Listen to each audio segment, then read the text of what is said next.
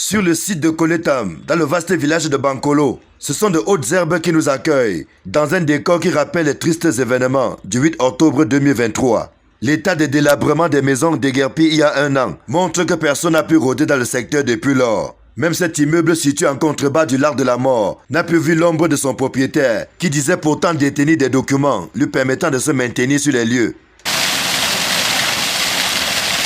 Seul le bruit de l'eau sortie de ce tuyau rompt le silence. Un peu plus bas, une jeune dame profite de ce don de la nature pour faire de la lessive. Non loin d'elle, c'est une gamine qui s'apprête à laver les assiettes. Quant à l'endroit où l'éboulement avait fait plus de victimes, il est totalement recouvert de végétation. Les quelques maisons qui le côtoient ont été abandonnées par leurs occupants depuis lors. Les arbres plantés en souvenir lors de la célébration de la Journée mondiale des forêts sont presque invisibles.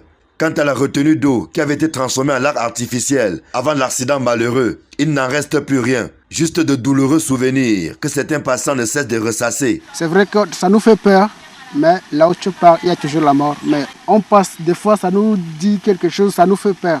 On supporte, parce qu'un Camerounais doit toujours supporter. Même ça fait mal, ça ne fait pas mal. En rappel, c'est le dimanche 8 octobre 2023, aux environs de 20 h, que ce lac artificiel avait cédé sous la pression des eaux, occasionnant un éboulement qui avait été sans pitié pour les maisons situées en contrebas, lesquelles avaient été littéralement rasées, puis englouties, faisant un bilan lourd d'une trentaine de morts, de 3 disparus, dont les familles sont restées sans nouvelles jusqu'aujourd'hui, et d'une cinquantaine de sans-abri, obligés de squatter à la maison du parti de Komkana. Le gouvernement avait alors demandé aux rescapés de quitter cette zone à risque, qui n'aurait jamais dû faire l'objet d'une occupation humaine. Malheureusement, le pire était déjà arrivé.